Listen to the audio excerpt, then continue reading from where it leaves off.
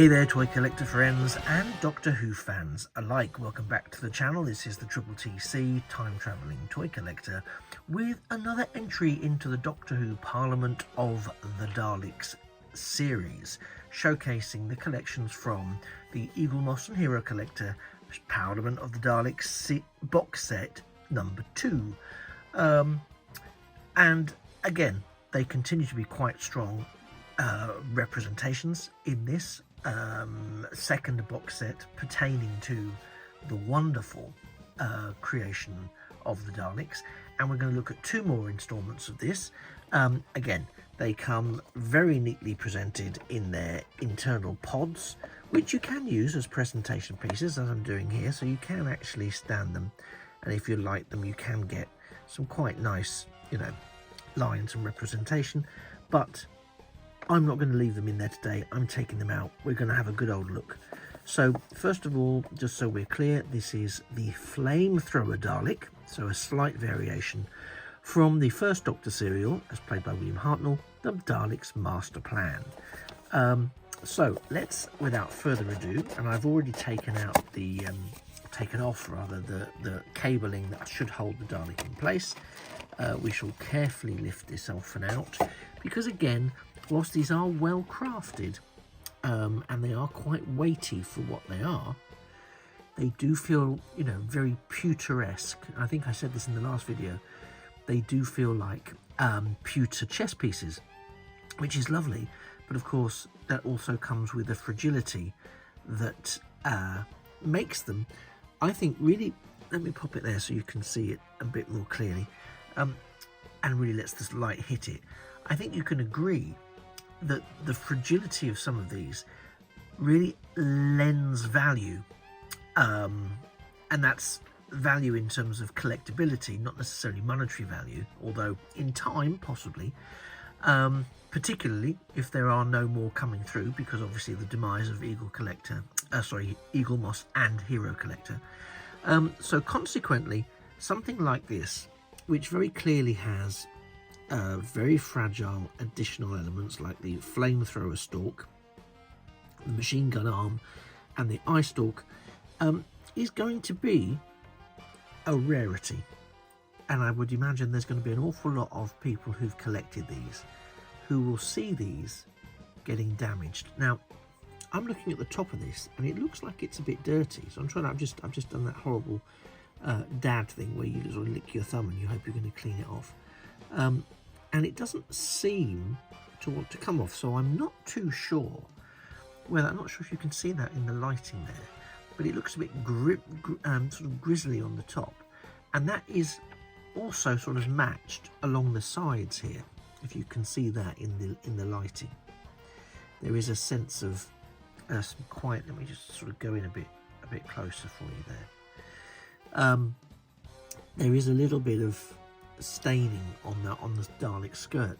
Now I don't know whether that is by design, sort of intentional weathering to make it, because I could be wasting an awful lot of time on dirt, but it does make the Dalek in question look a little bit far more weathered and battered. And given that this is, I think, the Dalek that was sent into the jungle on the planet Kemble,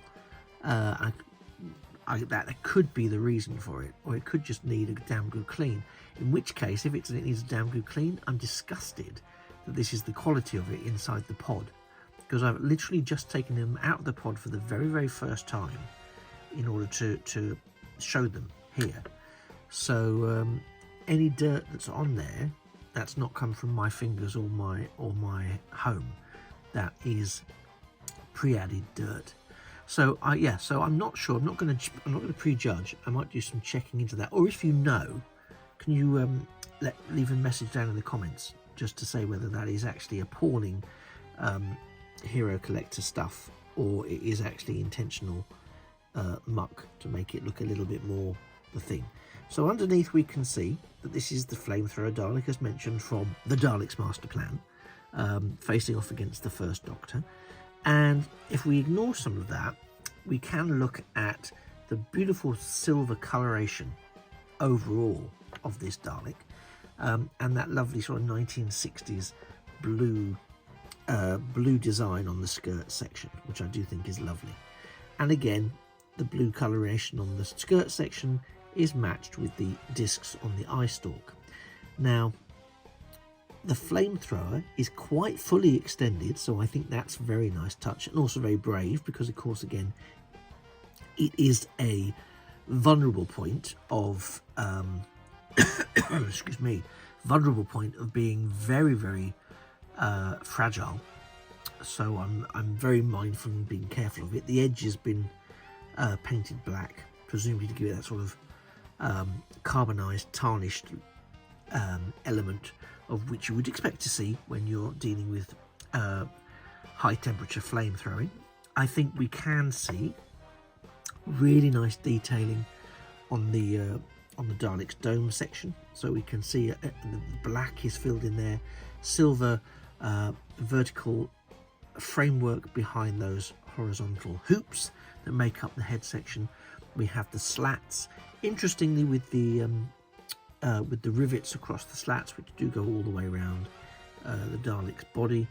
The paint on some of these, depending on how your light catches it, it's not the worst I've seen on some Daleks, but you can sort of see some of it's a bit unevenly distributed. We can particularly see it around the back. It looks like the silver forms part of the hooped base of the orbs, but to be honest, I'm not completely convinced that that's the case. I think it's just some dolloping of the blue paint.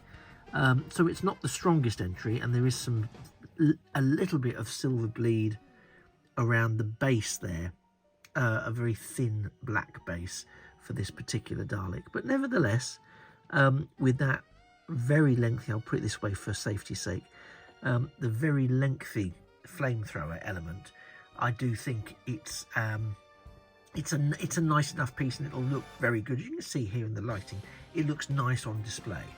I think it's one of those that if you give it too much scrutiny up close, it doesn't stand up quite as well. But that is unfortunately par for the course for hand-painted, mass-produced items, even though now that mass production has ceased. So let's move on to a new time frame, and this is a second Doctor Dalek. This is the second Doctor's story, The Evil of the Daleks, and it's the Dalek Guard. Now again, obviously it comes like this. We're going to take it very swiftly out of the packaging. It's very straightforward and nice and easy. Pop that over here so it's out of the way. Just bear with me 2 seconds while I free the Dalek. Now, as I mentioned, this is an unusual design. So already we can see that it looks pretty much the same. You know, it's a standard Dalek. What am I making all the fuss about? Well, it's not actually a standard Dalek. So if I turn it this way, you can immediately see that this is a Dalek that has had a very successful weight loss campaign. So just look at in fact, let me put them side by side. That's a very useful idea, and you'll see, as I knock the camera, sorry, let me put them side by side, and you can see exactly what I'm talking about here, because this Dalek Guard has a very, very slender skirt section, whereas the standard Dalek over here has the norm. But yeah, this one is very, very closely cut, and you can see, so much so you can see the upper section there has a real lip to it. Can you see that? A real extended lip to that section of the Dalek, so it really overhangs the skirt. It's a very narrow, very, very narrow Dalek design. The rest of it tends to conform with what we would be used to seeing. So we have the slats here, the silver slats, again with the rivets. There's a bit of paint bleed here, and again, I think we can agree that mileage will vary from individual Dalek to individual Dalek. I don't want to call it a sucker, but if you like, the manipulator arm and the gun section here, along with the eye stalk, are on a bit of a downward droop, it must be said. So we can see a bit of a downward droop on this figure, on this particular model. But it is distinctive. It's distinctive in terms of having this very slender lower base section. And if you wish, you can read more about that in the booklet that comes with the Parliament of the Daleks box set 2 set. So it's this base section is a unique sculpt. Where they may have had scope to reuse key elements of previous Dalek forms. This one is definitely not for that. And let me just show you the underside in keeping with tradition. So the Dalek Guard there from Evil of the Daleks. The blue again from the orbs is pulled out in the discs on the eye stalk again. It's a very nice matching blue we get there. There is a very small, hopefully you can see it, white dot pupil in the centre of the eye stalk there. We've got the white, I don't want to call them ears, I've called them ears before, but the sort of the communication indicators on the dome. Ears, let's be honest. Very nicely pulled out with white. But yeah, it's the sort of classic 60s blue and silver Dalek design. And again, we can see the orbs. Some of those orbs are a little bit hit and miss from the paint point of view. But again, you pop them together and you do have, let me just move them a little bit closer, and you do have a really nice set. I'm going to zoom in a bit more actually there. You do have a really nice set of silver and blue 1960s Daleks, and I think they've done a sterling job of these. Let me just sort of maneuver them around so you can sort of see them side by side and you get a sense of that sort of ever so slightly skinnier Dalek Guard. But yeah, I think it's a lovely set. I think there's a bit of unfortunate bleed, a bit too much, and you can really see here, I think, the difference in that sort of bumper area. Despite this being the thinner Dalek, if you like, the base platform there is not as well pulled out with the black paint as we might have hoped to see here. But you know, such is life, and we can see them almost sort of paralleling each other there. But I think again a really lovely pairing of Daleks. I know I'm critical of the paint apps, and I've probably become increasingly critical of the paint apps because I think as I've become more experienced and familiar with Eagle Moss and Hero Collector products as were, it again has become more apparent that the ebb and flow of quality assurance has not been as consistent as I perhaps might have liked. So, you know, I think we need to take that into consideration, and it's only fair to do so, particularly because when you're paying, you know, £50–60 for a box set of 10 Daleks, you do really want it to be as quality as possible. But again, most of these were released, if not all of them were released as single entities for around about approximately a £10 price point. So, you know, it's a deal to get the Parliament of the Daleks set, but by the same token, I would expect the quality for the Daleks included to be the same as they would have been at retail. And if this is the quality at retail, then unfortunately it's not a great quality at retail. However, they are a small portion, and the blemishes are a small element of a bigger box set, and a bigger box set of displayable Daleks that actually overall looks pretty darn good. And so do I think it's value for money?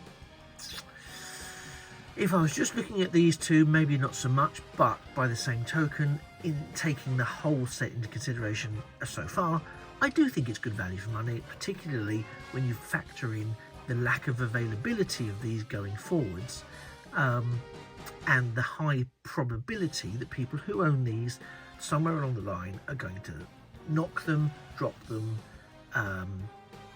some way damage them, and these elements such as the particularly the flamethrower arm, because it's so long, it's going to come off. They're going to get lost to time, and therefore intact figures, particularly if they're kept in their particular pods, are going to hold their value and probably increase in value.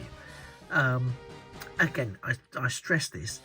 I'm not really here collecting these for their forwards or onward sale value. They are for me to have. But for someone down the line who may need to sell these on, they're actually, keeping them safe and sound and free from dust, etc. Probably going to be beneficial to the owner. And I'll probably leave that there. So, do you agree with my overall assessment of these Daleks? Maybe you do. Maybe you think I've been too harsh. Maybe you don't think I've been harsh enough. Both of those are possible. Either way, let me know in the comments and have your own take on them as well. I appreciate individual people's mileages may vary, as well as their expectation levels. But I would love to hear what you think in the comments below. Of course I would. Similarly, I would also love to know if you've picked up this set, or if you've picked up any other figurines from the Doctor Who figurine collection that you were particularly pleased with. Because again, remember, from my point of view, I haven't really gone too deeply into the figurine collection for all of the reasons I've cited previously and won't bore you with again now. Does the Dalek Parliament set have a place in your collection? Only you really know that. But if you're a Doctor Who fan, if you're a Dalek fan, then I'm going to veer on the side of yes, it absolutely does. Particularly if you can get it from an online retailer who is selling it at a reasonable price. And considering you get 10 of these plus a really detailed magazine, if you want to come in below the £10 per Dalek price point, then anything below £100 for that set is probably good value for money. I certainly paid considerably less than that when I picked mine up during an Eagle Moss sale. Right then, well, I'm going to leave you with these two for now. I'm going to come back very shortly with some more of these. But do please drop a like to the channel, subscribe to the channel. It's a small click for you, but a huge help for me. And I look very much forwards to seeing you in a future video. You've been a fantastic audience. I've been the Time Travelling Toy Collector, and this has been the Dalek Guard from The Evil of the Daleks, and a Dalek flamethrower from the Daleks MasterPlan, all from Eagle Moss, and I look forward to seeing you very, very soon. Take care, try not to get exterminated, and remember that a thing of beauty really is a toy forever. Bye-bye for now.